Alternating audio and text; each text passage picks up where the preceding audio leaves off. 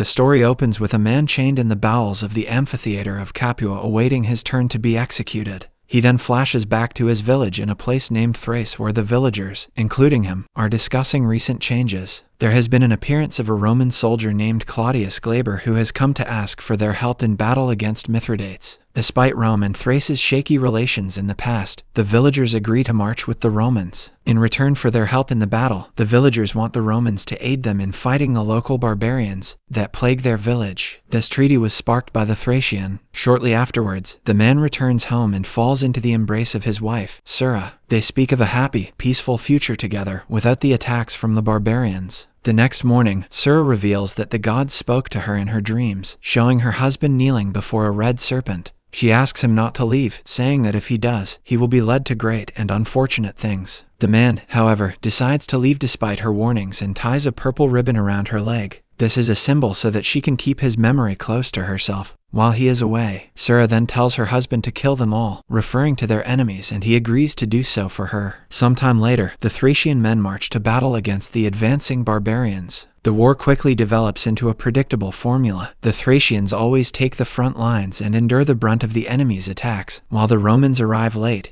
chasing off the stragglers. One evening, there is dissatisfaction in the Thracian camp which quickly evolves into talk of leaving due to the Romans' lack of commitment to their cause. The Thracian reminds them that they gave their word to help, and this sparks a fight with Drenes, a fellow soldier. The two are caught by the Romans and sent to scout for enemies as punishment. Elsewhere, Glaber returns to his tent to find his wife, Ilithyia, waiting for him. She sneaked into the camp, without her father's permission, to bring her husband a gift of wine and companionship in bed. She mentions that her father, Senator Albinius, will be displeased if Glaber returns unfruitful in battle. The next morning, the Thracians discover that their enemies, the Geti, are launching a flank attack around the Roman encampment to assault the Thracian villages directly. Glaber only adds to their dismay and announces his intent to march east towards Mithridates. He will not sacrifice his troops whilst the villages in the west are still under threat from the barbarians. This also means that he is breaking the treaty that was done not so long ago. Desperate to win his own battles, Glaber orders them into formation,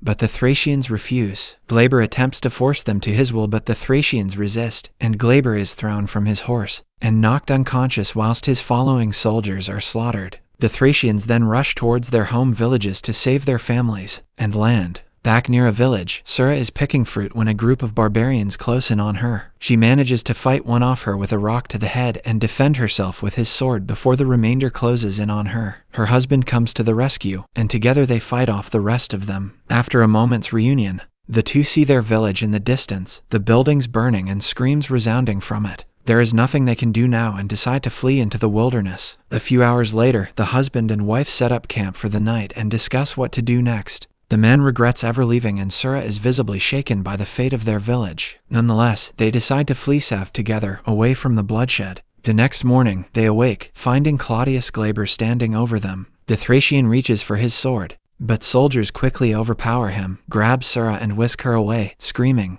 The soldiers beat him, on Glaber's order, who blames the man for his lack of good fortune. Turns out, half of Glaber's army has been slaughtered, and he has been recalled to Rome in disgrace. Glaber informs the Thracian that Sura is destined for slavery for his actions before knocking him out. The man is being sent via ship to a place called Capua with the other captured Thracians, including Drenes and Bizo. The scene shifts to Glaber, once again in Capua with Ilithyia, discussing the forthcoming games and a way to reclaim standing with her father, the Senator Albinius, in a presentation of the gladiators that are to perform in the games, in which trainers Batiatus and Salonius both present their best. Glaber brings forth the Thracian prisoners and announces that they are to be executed in the arena. He hopes that the entertainment their deaths will provide might make up for him returning to Rome without a victory. The Thracian is next seen in the arena, watching Drenes battle against another gladiator named Arcadios. Though Drenes puts up a spirited fight, he is eventually slain by Arcadios, leaving the remaining Thracian prisoner to be executed. He is then handed a gladius and forced onto the floor of the arena to face the formidable champion. To his shock, 3 more gladiators from the house of Salonius enter the arena prepared to help execute him.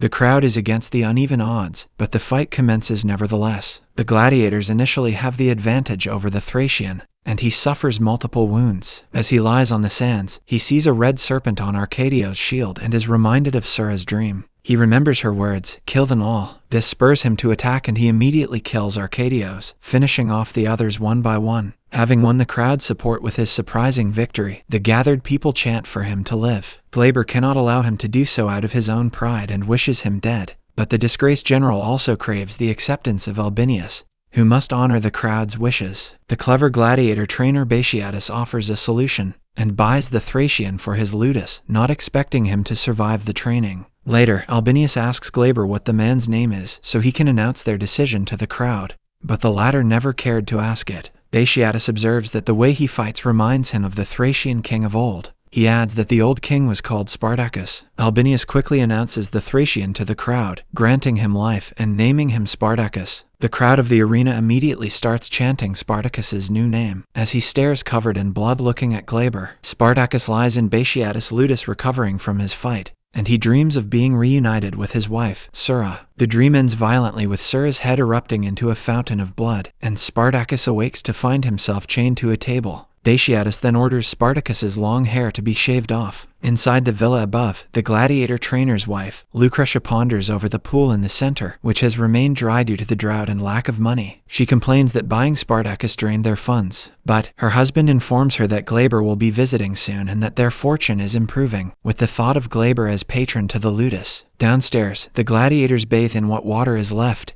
and Spartacus is thrown in to join them. Former champion of Capua, Crixus, and one of the top fighters in this ludus, Barca taunt him, telling him of the proud life of a gladiator. The next day, Spartacus and the other new recruits, including Marcus, Varro, Curza, and an unnamed trainee, are led out into the training area by chief trainer Onomaus, who is referred to as Doctor, in front of the gladiators. Onomaus delivers a speech, telling them of the ludus being sacred ground. Batiatus comes out onto the balcony to observe and motivate the trainees. Onomaus then approaches Spartacus and talks of his victory in the arena, but claims it was nothing, hollow and worthless, and that Spartacus would not have lasted against any of Batiatus' gladiators. Spartacus shows disagreement, and Onomaus orders a practice match against Crixus, who gladly obliges. Spartacus refuses to fight or heed Onomaus' orders and only grabs the sword once Onomaus' back is turned, ready to fight for his freedom. Crixus deflects this attack and beats him down easily. Eventually, Spartacus throws his sword at Crixus, but the sword is slashed away and slices open the throat of an unnamed trainee as Spartacus looks on in horror. Crixus uses this opportunity and forces him to the ground. Spartacus refuses to surrender, but Batiatus secures his life so he can last until Glaber's visit. Sometime later, the trainee gladiators begin their training.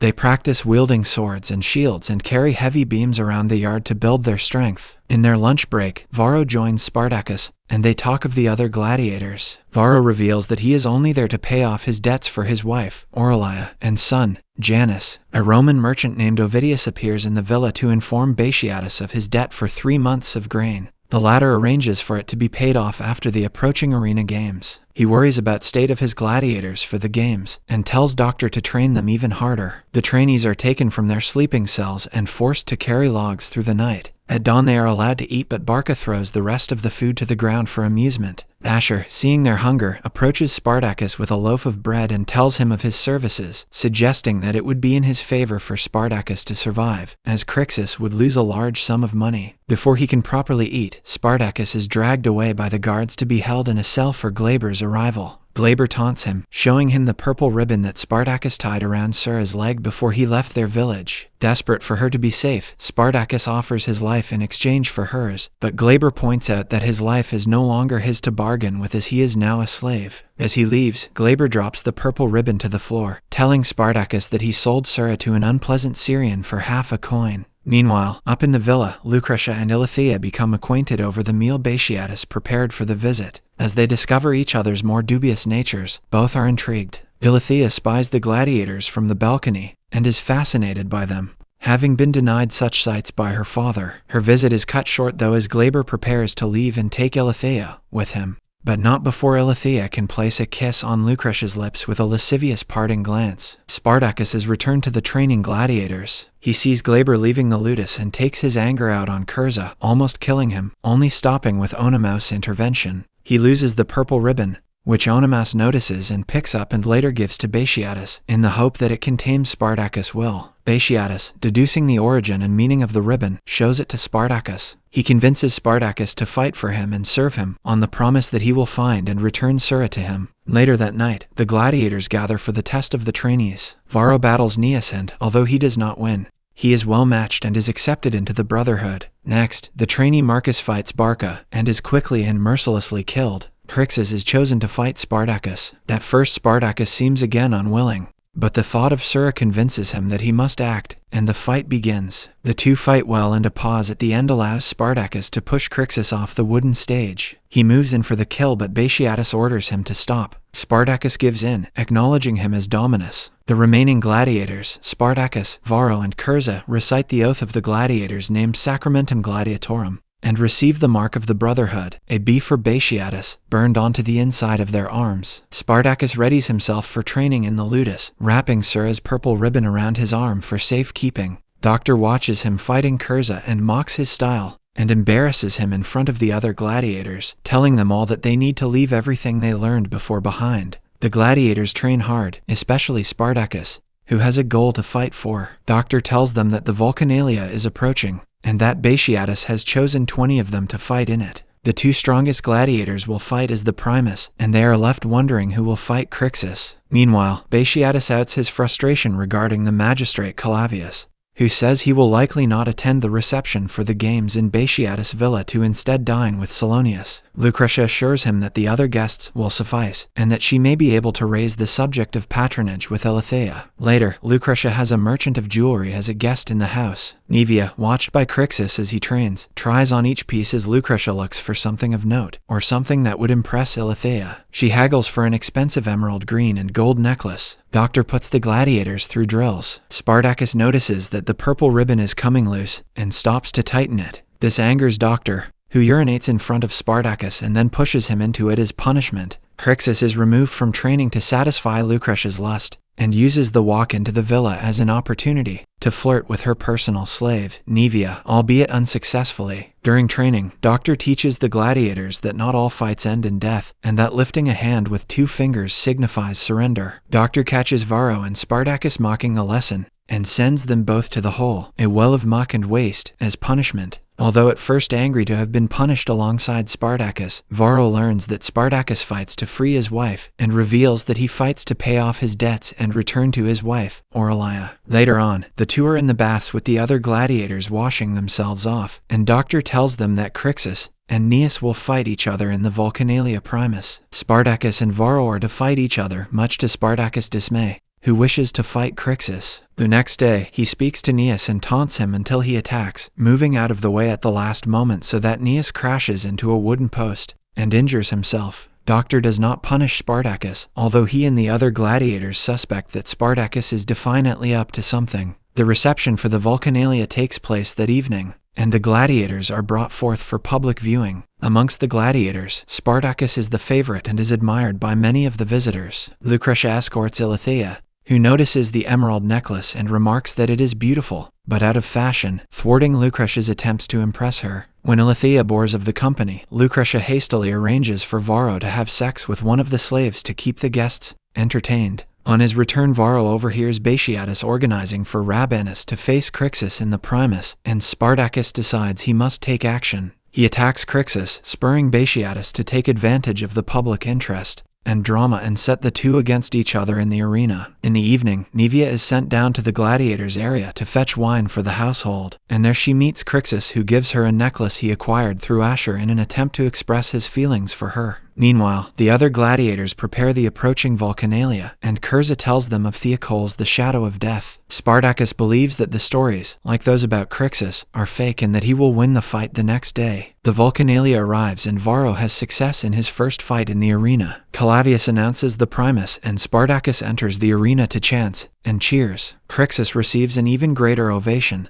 and is admired by Lucretia, Eleutheia, and Nevia from the stands. Before Batiatus can announce the official beginning of the battle, Spartacus attacks. The fight is unevenly matched to begin with, Spartacus attacking fiercely and Crixus defending. When Spartacus has exhausted himself from attack after attack, Crixus trips him and pushes him to the ground. Turning to the crowd to shout, "Capua, shall I begin?" He begins an impenetrable attack, showing himself to be a skilled gladiator beyond Spartacus' expectations. Spartacus is beaten many times until, exhausted and wounded, Crixus downs him. The crowd chants, "Kill, kill," and Crixus moves to place his sword at Spartacus' neck, waiting for Batiatus' signal. Spartacus sees the purple ribbon on his arm and realizes he has no other option but to surrender if he is to see Sura again. He raises the 2 fingers, even though this means he is disgraced as a gladiator. Batiatus allows Spartacus to live, against the wishes of both the crowd and Clavius. Afterwards, a wounded Spartacus removes his armor. He tells Doctor that he will train harder, but learns that it is of no use now. The crowd no longer favors him, and he is to be sent to the pit. Subscribe for more videos like this, turn on the notification, and leave 1,000 likes or 100 comments if you'd like us to continue part 2. Thank you.